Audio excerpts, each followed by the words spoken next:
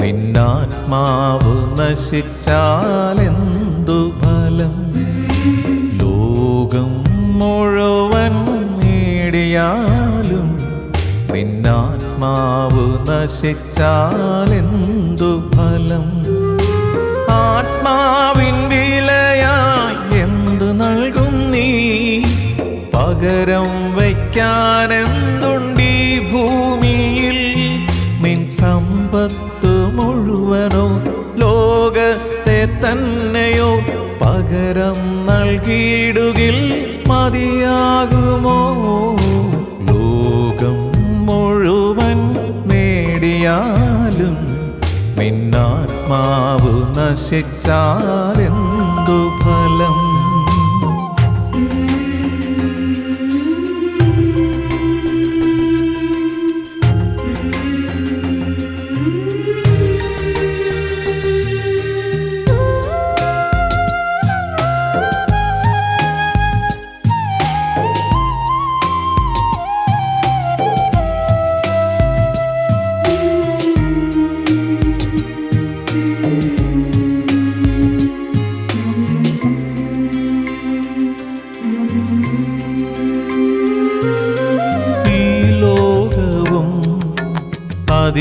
അതിലുള്ളതൊക്കെയും നശ്വരമാണെന്നറിഞ്ഞിടുവിൻ. ഈ ലോകവും അതിലുള്ളതൊക്കെയും നശ്വരമാണെന്നറിഞ്ഞിടുവിൻ. അല്പസുഖങ്ങൾ നൽകിയിടും ലോകം നാശത്തിൻ പാതകൾ തുറന്നു തരും. അനശ്വര സൗഭാഗ്യം നേടിയിടുവാൻ ദൈവത്തിൻ്റെ ആത്മാവിൽ ജീവിക്കുവിൻ. അനശ്വര സൗഭാഗ്യം നേടിയിടുവാൻ ദൈവത്തിൻ്റെ ആത്മാവിൽ ജീവിക്കുവിൻ. ലോകം മുഴുവൻ നേടിയാലും നിന്നാത്മാവ് നശിച്ചാലെന്തു ഫലം? ദൈവനാമത്തിന് മഹത്വം ഉണ്ടാകട്ടെ. യിരെമ്യാ പ്രവാചകന്റെ പുസ്തകം 31 അധ്യായം 34 തിരുവചനം. ഇനി അവരിൽ ആരും തൻ്റെ കൂട്ടുകാരനെയും തൻ്റെ സഹോദരനെയും യഹോവയെ അറിയുക എന്ന് ഉപദേശിക്കുകയില്ല. അവർ ആബാലവൃദ്ധം എല്ലാവരും എന്നെ അറിയും. ഞാൻ അവരുടെ അകൃത്യം മോചിക്കും, അവരുടെ പാപം ഇനി ഓർക്കുകയില്ല എന്ന് യഹോവയുടെ അരുളപ്പാട്. And they shall teach no more every man his neighbor, and every man his brother, saying, Know the Lord. For they shall all know me, from the least of them unto the greatest of them, says the Lord. For I will forgive their iniquity, and I will remember their sin no more. Amen. ഞങ്ങളുടെ പാറയും വീണ്ടൊരു ഭാരമായി കർത്താവേ, ഞങ്ങളുടെ ആദരത്തിലെ ഓരോ വാക്കുകളും ഹൃദയത്തിലെ ധ്യാനവും ദൈവസന്നിധിയിൽ പ്രസാദകരമായിരിക്കുവാൻ ആത്മാവ് ദൈവമേ ഞങ്ങൾ സഹായിക്കണം, പഠിപ്പിക്കണം. ആമേൻ. ഇന്നത്തെ ചിന്താവിഷയം I will forgive their iniquity. ഞാൻ അവരുടെ അകൃത്യം മോചിക്കും. പ്രിയ സഹോദരങ്ങളെ, ക്ഷമിക്കാൻ അസാധ്യമായ ഹൃദയം ദൈവികമായ അനുഗ്രഹങ്ങൾക്കൊരു തടസ്സമാണ്.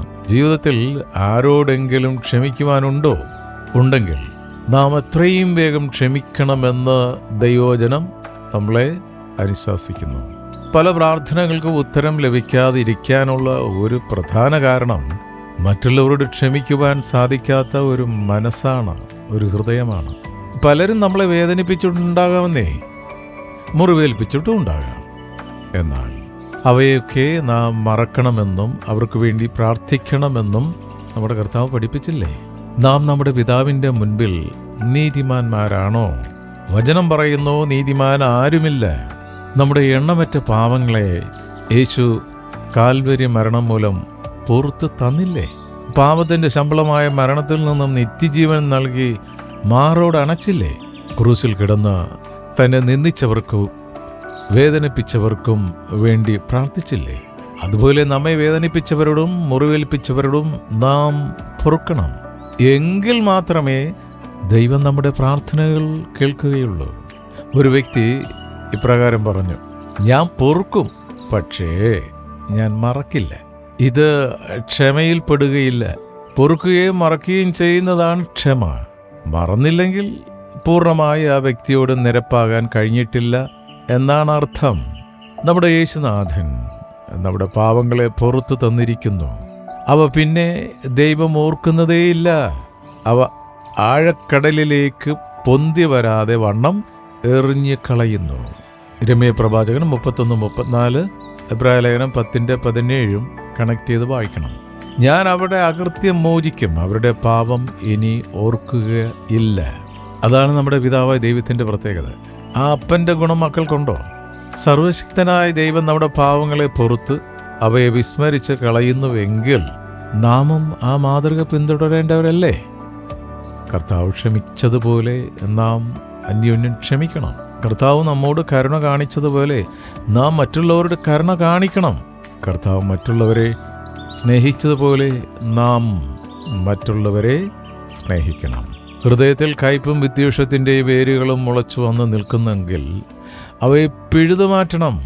അല്ലെങ്കിൽ പരിശുദ്ധാത്മാവ് കടന്നു വരികയില്ല. ചിലരുടെയൊക്കെ ഹൃദയങ്ങളിൽ ഈ കയ്പും വെറുപ്പും വൈരാഗ്യവും വിദ്വേഷമൊക്കെ ഇങ്ങനെ വളർന്ന് പന്തലിച്ച് ആമസോണായിട്ട് ഇങ്ങനെ പടർന്നു കിടക്കുകയാണ്. JCB കൊണ്ടുവന്ന് ഒരാഴ്ച പറിച്ചു മാറ്റിയാലേ ചിലരൊക്കെ ഫ്രീ ആകത്തുള്ളൂ. എന്താ നമ്മുടെ ഹൃദയത്തിൻ്റെ അവസ്ഥ? നാം മറ്റുള്ളവരോട് ക്ഷമിച്ചാലേ നമ്മുടെ പാപങ്ങൾ ക്ഷമിക്കപ്പെടുകയുള്ളൂ. ഏതാനും ദൈവജനഭാഗങ്ങൾ നമുക്കൊന്ന് ശ്രദ്ധിച്ചാലോ? മത്തായിയുടെ സുവിശേഷം 6-ാം അധ്യായം 14-15 വാക്യങ്ങൾ.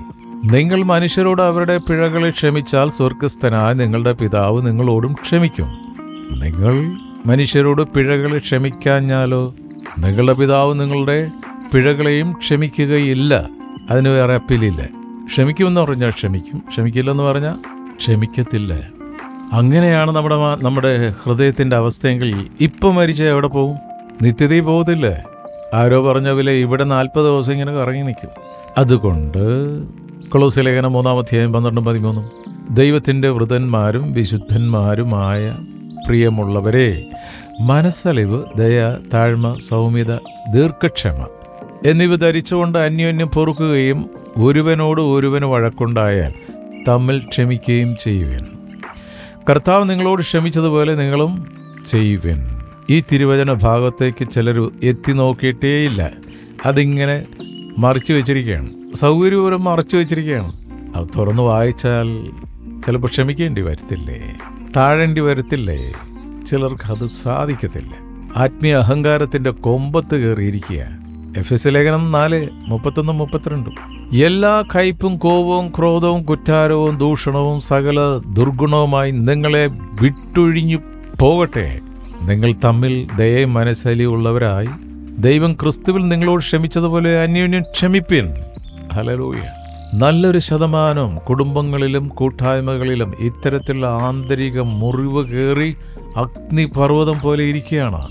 എപ്പോഴാണ് പൊട്ടിത്തെറിക്കണമെന്ന് അറിയാൻ പറ്റത്തില്ല. ദൈവവചനം ഒരു ചെവി കൂടെ കേട്ട് മറ്റൊരു ചെവിയിൽ കൂടെ കളയരുത്. മത്തായിയുടെ സുവിശേഷം 18:21-22. അപ്പോൾ പത്രോസ് അവൻ്റെ അടുക്കൽ വന്ന്, കർത്താവേ, സഹോദരൻ എത്ര വട്ടം എന്നോട് പിഴച്ചാൽ ഞാൻ ക്ഷമിക്കണം? 7 വട്ടം മതിയോ എന്ന് ചോദിച്ചു.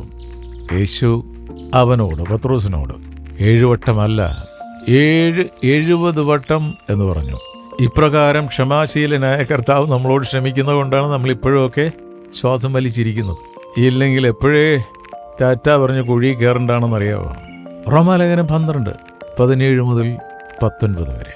ആർക്കും തിന്മയ്ക്ക് പകരം തിന്മ ചെയ്യാതെ സകല മനുഷ്യരുടെ മുൻപിൽ യോഗ്യമായത് മുൻകരുതി കഴിയുമെങ്കിൽ നിങ്ങളാലാവോളം സകല മനുഷ്യരോടും സമാധാനമായിരിപ്പിൻ. പ്രിയമുള്ളവരെ, നിങ്ങൾ തന്നെ പ്രതികാരം ചെയ്യാതെ ദൈവകോപത്തിന് ഇടം കൊടുപ്പിൻ. പ്രതികാരം എനിക്കുള്ളത്, ഞാൻ പകരം ചെയ്യും എന്ന് കർത്താവ് അരുളിച്ചെയ്യുന്നു. കർത്താവിൻ്റെ പ്രവൃത്തിക്കായി ക്ഷമിച്ചു കാത്തിരിക്കാനായിട്ട് പലർക്കും കഴിയുന്നില്ല. അപ്പം തന്നെ പകരം വീട്ടിയാലേ ചിലർക്ക് കിടന്നുറങ്ങാൻ പറ്റത്തുള്ളൂ. കാത്തിരിക്കുക പകരം വീട്ടാനായിട്ട്. എന്നിട്ട് ഭയങ്കര പ്രാർത്ഥന, ഹല്ലേലൂയ, സ്തോത്രമൊക്കെയാണ്. പാവിയുടെ പ്രാർത്ഥന ദൈവസന്നിധിയിൽ എത്തില്ലെന്നറിയാല്ല. ഹല്ലേലൂയ. ഭക്തിയുടെ ബാഹ്യവേഷം ഉണ്ട്, പക്ഷെ ആന്തരിക ശക്തിയെ കെടുത്തിക്കളയുന്ന വൈരാഗ്യവും വെറുപ്പും വിദ്വേഷവും വേരോടെ പിഴുതു കളഞ്ഞില്ല എങ്കിൽ നിത്യതയിൽ എത്തിച്ചേരുവാൻ സാധ്യമല്ല. നമുക്ക് ചുറ്റുമുള്ള സഹോദരന്മാരെ സ്നേഹിക്കാൻ കഴിയാത്തവർക്ക് ദൈവത്തെ സ്നേഹിക്കാൻ കഴിയുകയില്ല എന്ന് യേശു പറഞ്ഞു. നമുക്കാരോടെങ്കിലും വിരോധമുണ്ടെങ്കിൽ നിരപ്പാകണമെന്ന് മാത്രമല്ല, ആർക്കെങ്കിലും നമ്മോട് വിരോധമുണ്ടെന്ന് നമുക്ക് തോന്നുന്നുണ്ടെങ്കിൽ അവരോട് നിരപ്പാകണമെന്ന് യേശു പറയുന്നു. ദൈവജനം അങ്ങനെയല്ലേ നമ്മളെ പഠിപ്പിക്കുന്നത്? മത്തായി 5-ാം അധ്യായത്തിൻ്റെ 23-24. ആകയാൽ നിന്റെ വഴിപാട് യാഗപീഠത്തിങ്കൽ കൊണ്ടുവരുമ്പോൾ സഹോദരനു നിന്റെ നേരെ വല്ലതുമുണ്ടെന്ന് അവിടെ വെച്ച് ഓർമ്മ വന്നാൽ നിന്റെ വഴിപാട് അവിടെ യാഗപീഠത്തിൻ്റെ മുൻപിൽ വെച്ച് ഒന്നാമത് ചെന്ന് സഹോദരനോട് നിരപ്പാകുക, സഹോദരിയോട് നിരന്നുകൊള്ളുക. പിന്നെ വന്ന് നിന്റെ വഴിപാട് കഴിക്കുക. ഇത് സാക്ഷാൽ ദൈവപുത്രനായ ദൈവം തന്നെ യേശു പഠിപ്പിച്ചതാണ്. കർത്താവ് പഠിപ്പിച്ചതാണോ പ്രായോഗിക ജീവിതത്തിൽ ചെയ്തുകൊണ്ടിരിക്കുന്നത്?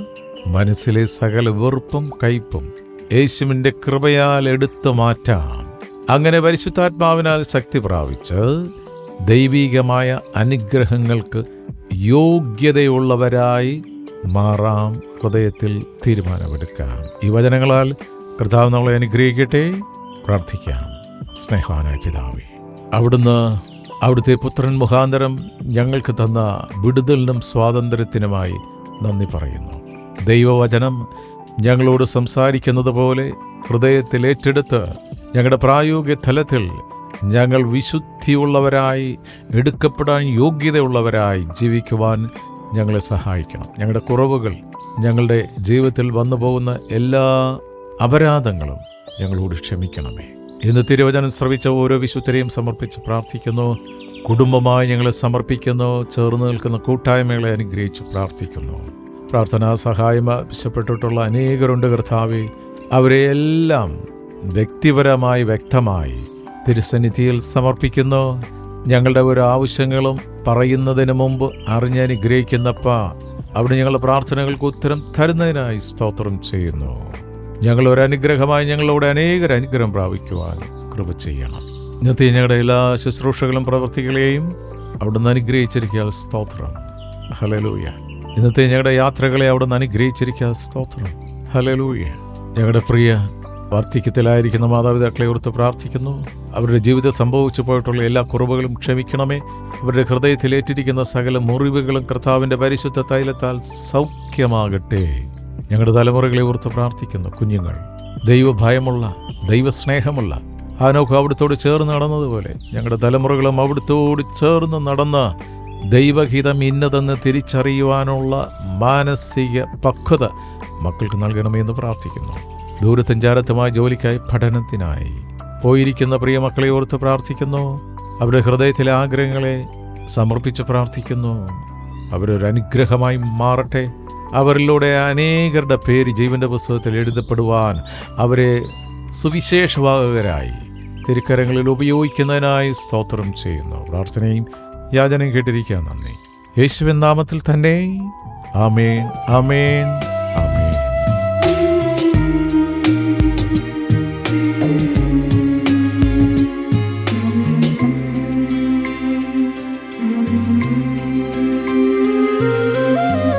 ജീവിതം ദൈവത്തിൻ ദാനം, അവിടുത്തെ നാമം പുകഴ്ത്തിടുവിൻ. ഈ ജീവിതം ദൈവത്തിൻ ദാനം, അവിടുത്തെ നാമം പുകഴ്ത്തിടുവിൻ.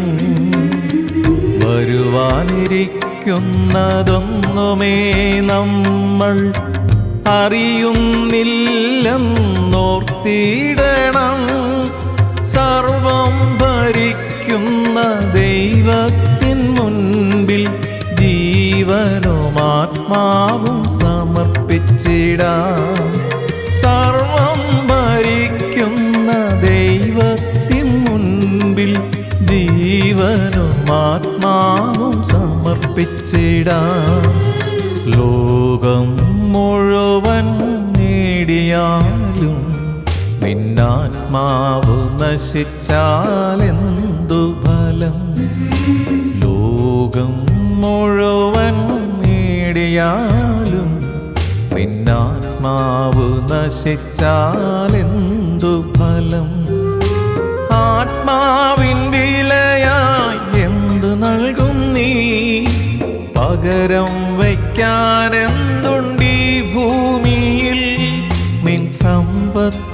മുഴുവനോ ലോകത്തെ തന്നെയോ പകരം നൽകിയിടുകിൽ മതിയാകുമോ?